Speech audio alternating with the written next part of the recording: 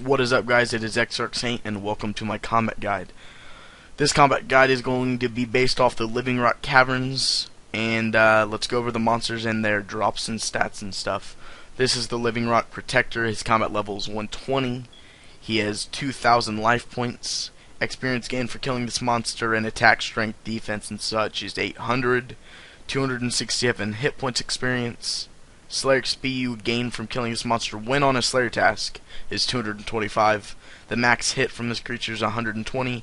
The weakness is Crush followed by Slash. And some of the notable drops from this creature are runes, ores, gems, ancient effigies, and living minerals. Living minerals only if you have 73 mining. If you have lower than 73 mining, you cannot mine these creatures, and that does take a little bit off the profit. So be on the lookout for that, guys.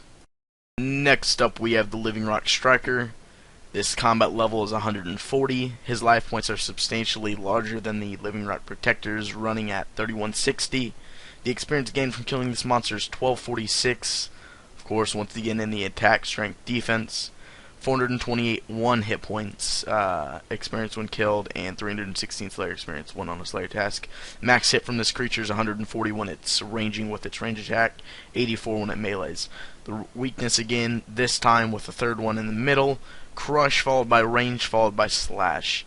This creature's notable drops are almost, they are the exact same, excuse me.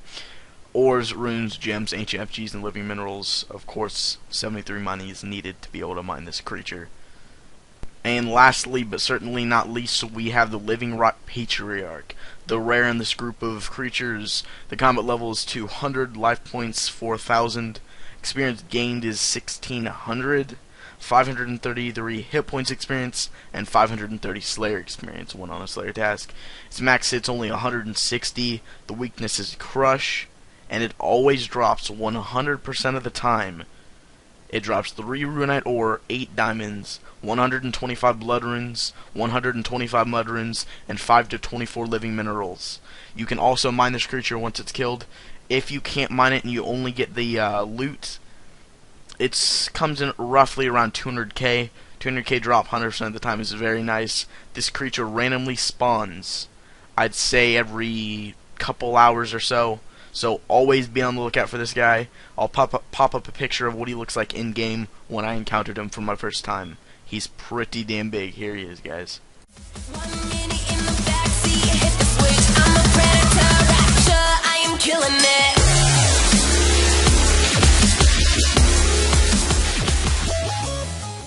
Alright, guys, let's get right into the armor setup for this guide. The armor setup is obviously, the best you can do with good strength bonus. You don't really need that much defense, but the defense is nice. In your aura slot, you don't really need anything. I run Reverence just because I have it equipped almost 100% of the time I'm on. You could, if you have Turmoil or you want to run Piety, do that with some Prayer Pots. It's not needed. I'm not going to. You could replace this with a Berserker aura or the, I want to call it a Kill Shot aura, but I'm pretty sure that's not it. The one that kills it if it's low health. It's 100% it'll kill it. So those two auras would be fine as well. Helm slot, we got a Nezi helm. Other helms you could use, Berserker helm, Warrior's helm, Rune full helm, those would be fine, but I do recommend a Nezi helm. If you are doing this for a Slayer task, Slayer helm all the way. Definitely use a Slayer helm. Cape slot, we got a red cape from Nomad's Requiem. You could easily replace this with a fire cape, a skill cape, an OB cape, the new fire cape, and the Bladestorm drape would work as well.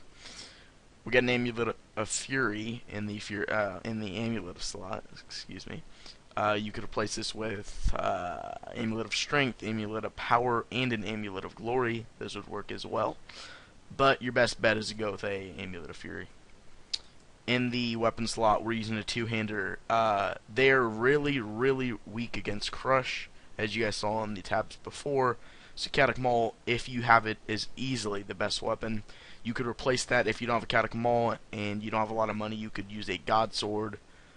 BGS, I know it's about 4 mil, not much. You could also use a Ceremon sword, and the one last weapon I'd recommend is a Vrax flail. Obviously, we don't have anything in the offhand slot just because we're using a two-hander. Top and bottom, we got bandaged chestplate and bandaged tassets. You could replace this with all sorts of things. Torva, if you have it. Rune, you could replace this with really anything. I mean, Darox, Torags. If you guys got it, go ahead and try it out. Runing up is what I recommend. I'm rocking a region bracelet because I'm a failure and I don't even have dragon gloves yet. But if you do, your highest RFD glove would be best right here. If you don't have any RFD gloves that are worth using, I'd say rune up. Go ahead and use a region bracelet or a combat bracelet. That would work fine as well. In our boots, we got dragon boots. You could easily replace these with bandage boots, but I do recommend dragon boots over bandage boots for the strength bonus. But if you're one of those rich kids and you're rocking some steads, of course bring the steadfast boots. Ring slot, we got a berserker ring. You could replace this with a ring of wealth if you're up into that rare drop table, or if you have a berserker ring eye, that'd work as well. Really, any ring would be fine, but of course the best strength bonus ring is what you're going to want to run. So now that we are done with that, I'll show you guys how to get there. Well, actually, no, I'll go over the inventory for you guys. I'll zoom in real quick. Running 2 supersets. Of course, these could easily be replaced with extremes or overloads even. Those really just are there to help speed up the kills. You don't need to bring death pots, but I bring them just to help my bunyip out a little bit. We got 5 bunyip slots because what you're going to do is you're going to summon one and your points are going to slowly drain almost low. Just in case you don't have enough points to summon your second one, you have 1 dose for each of the ones left. So that's why you bring a 4-dose summoning pot or super sword. Either is fine. We got a spec weapon, dragon claws. These do hit quite well on these. If you bring a sediment sword or godsword, obviously you'll be using that spec. Other weapons you could bring, you know, I really wouldn't recommend any. I've seen a lot of people use a vine whip down here and spec the vine whip, but like I said, I don't recommend bringing a whip or a rapier. Catacomb is the best bet to go. Rest food, I have 2 empty slots, that's fine. The 2 Varrock tubs are just 1 used to get there, 1 used to get back. So, I'm going to teleport to the GE. Excuse the lag, I lag a lot when I run through the GE.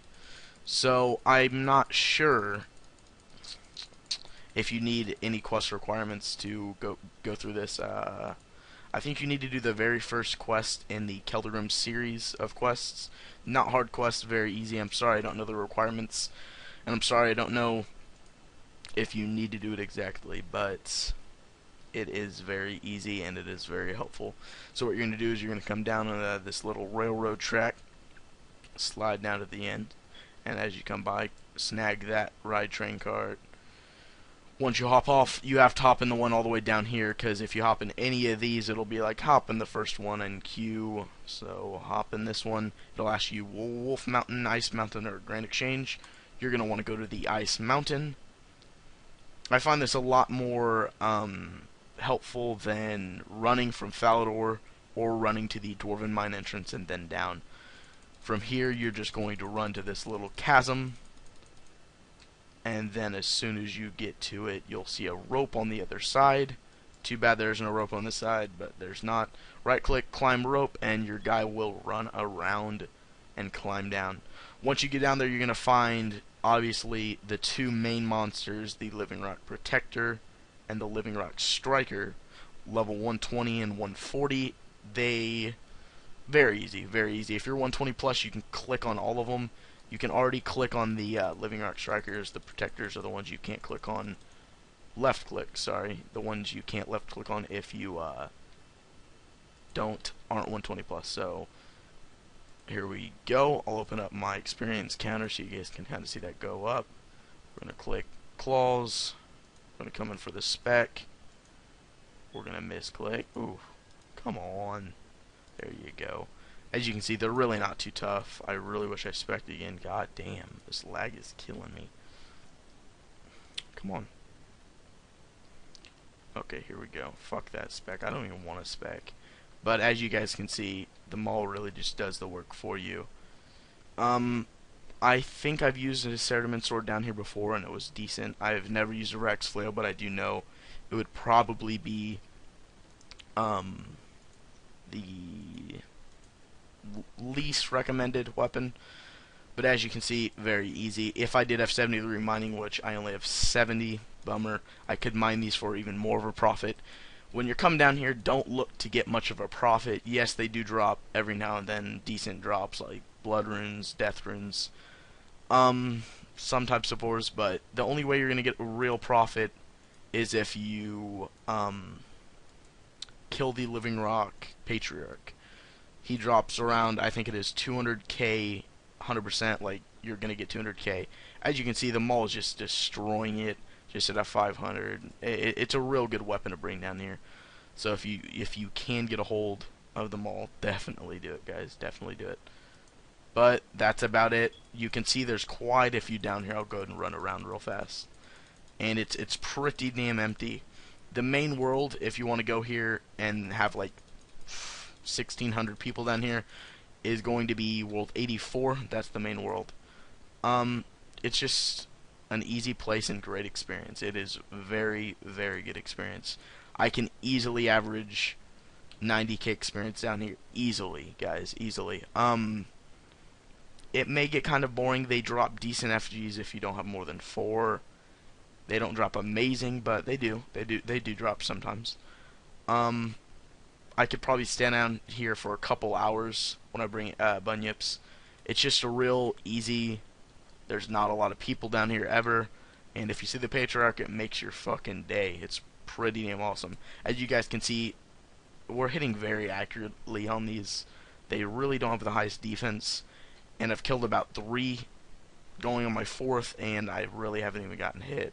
So as you guys can see, it's a good place to come.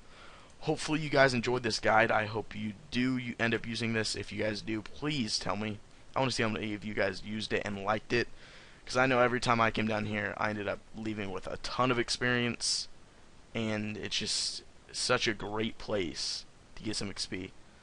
That's it, guys. Be on the lookout for more videos. Peace.